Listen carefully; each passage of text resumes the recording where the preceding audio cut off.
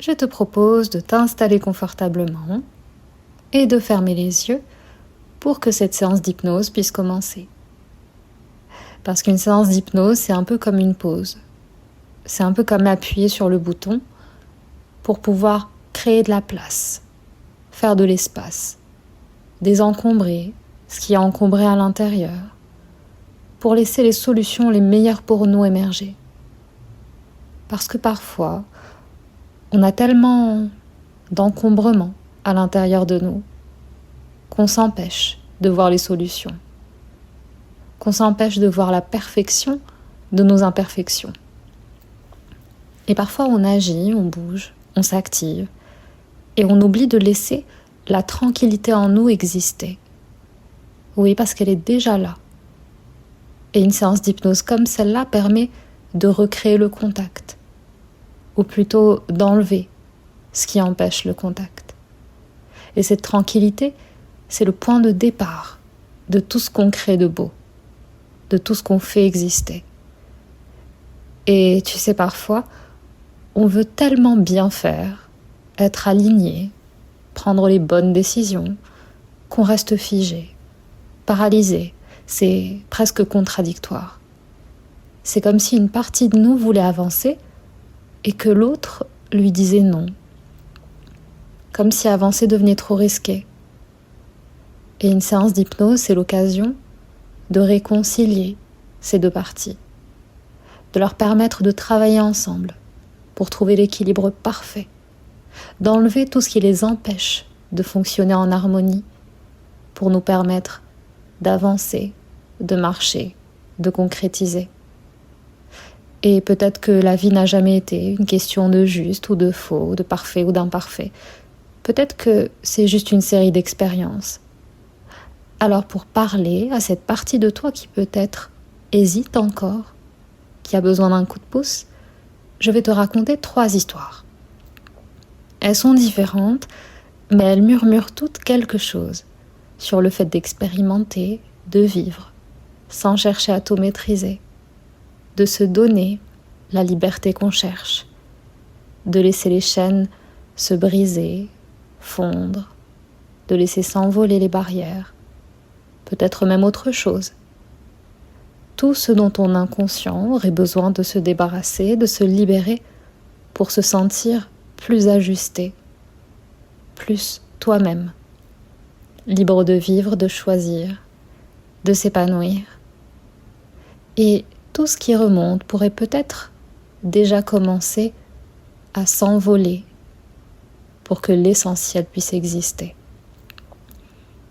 Alors je vais te raconter une première histoire qui est l'histoire de cet enfant qui aimait construire des châteaux de sable. Il habitait pas très loin de la mer et il aimait bien lui rendre visite pour pouvoir s'amuser. Et chaque jour, il allait sur la plage avec son seau et sa pelle, déterminé à faire le château le plus beau, le plus solide. Mais inévitablement, les vagues venaient tout détruire. Un jour, un monsieur l'a regardé, assis sur un rocher. « Mais pourquoi tu te donnes autant de mal, si tu sais que la mer va tout emporter ?» L'enfant a haussé les épaules, mais parce que j'aime construire. Ça lui semblait tellement simple et pourtant, ça a fait réfléchir le monsieur, qui a souri.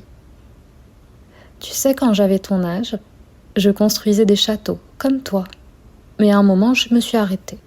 Je me suis dit que ça servait à rien, puisque les vagues revenaient toujours. » L'enfant l'a regardé, un peu étonné, et il lui a dit « Et tu étais plus heureux après ?» Le monsieur est resté silencieux un moment, puis il a répondu doucement « Non, j'ai juste arrêté de jouer. » Et parfois, c'est pas le résultat qui compte, mais l'acte même de créer, de s'exprimer. Parce que les vagues reviennent toujours, mais ce qu'on construit, même temporairement, nous construit aussi. Et je sais pas si ton inconscient pourrait te montrer cette richesse que tu as à l'intérieur de toi, s'il pourrait faire fondre les barrières, les limites, les murs que tu t'es construits, et te reconnecter à cette sécurité qui est déjà à l'intérieur de toi, pour te montrer comment t'épanouir sur des bases solides, sur des bases saines. Et comprendre que finalement, tout ce qu'on fait n'est qu'un jeu.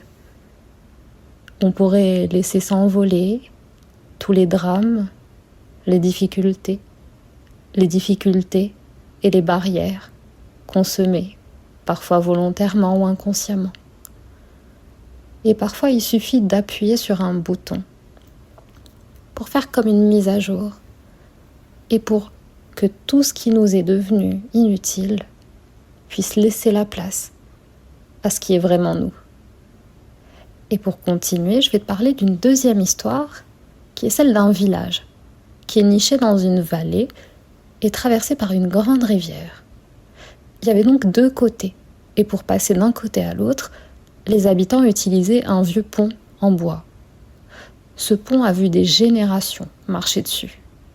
Les planches grinçaient, certaines étaient abîmées, remplies d'eau, et on voyait la rivière couler au travers parfois, parce qu'il y avait des trous. Les habitants pouvaient se plaindre de temps en temps. Ce pont est dangereux, faudrait le réparer. Mais personne ne s'en chargeait. Après tout, le pont faisait son travail, même bancal. Alors ils continuaient à l'utiliser jour après jour. Et puis une nuit, une grande tempête s'est abattue sur le village. La rivière déborde, les vents hurlent, et au matin, le pont a disparu, emporté par les flots.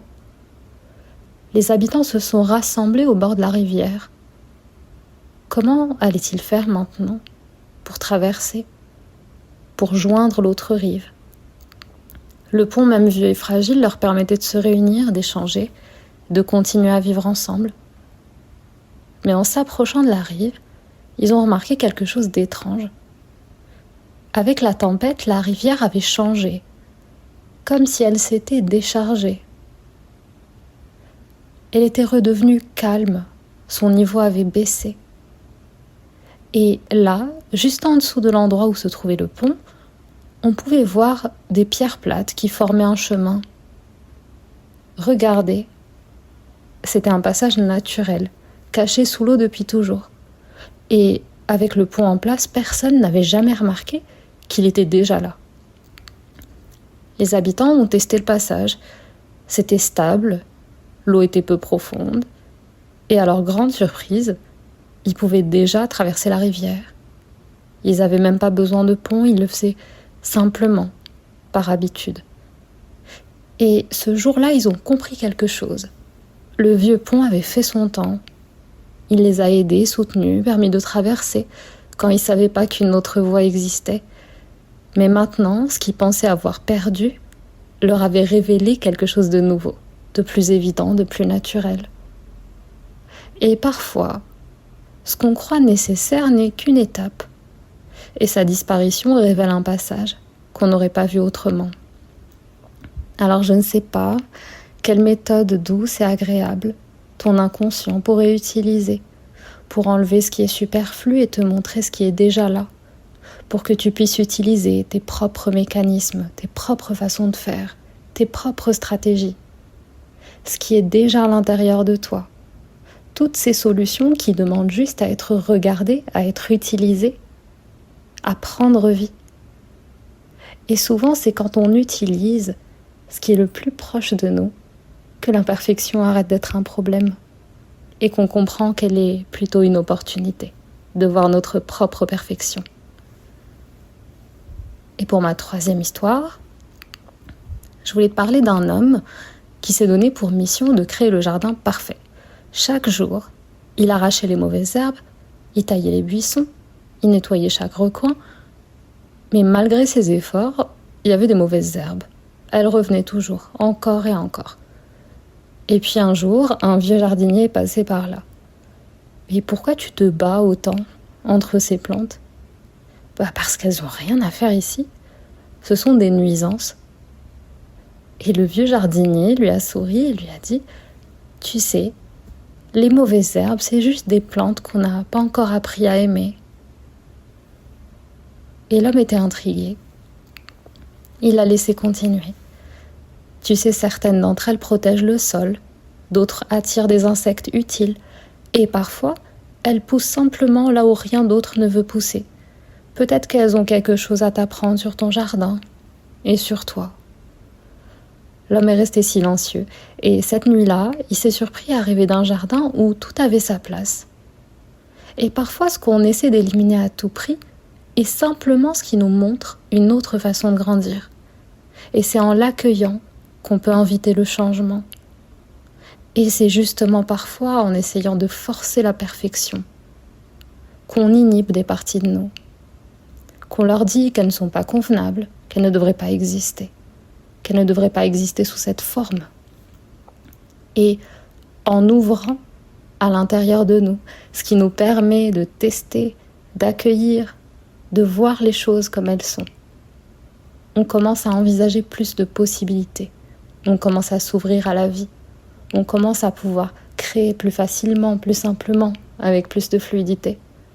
Et je ne sais pas quelle partie de toi, de tes façons de faire, tu pourrais accueillir aujourd'hui pour te permettre de te réconcilier avec toi-même, de voir que tu fais déjà les choses bien, de libérer tous les jugements que tu as posés sur toi, qu'on a pu poser sur toi, et de te laisser créer, de te laisser être.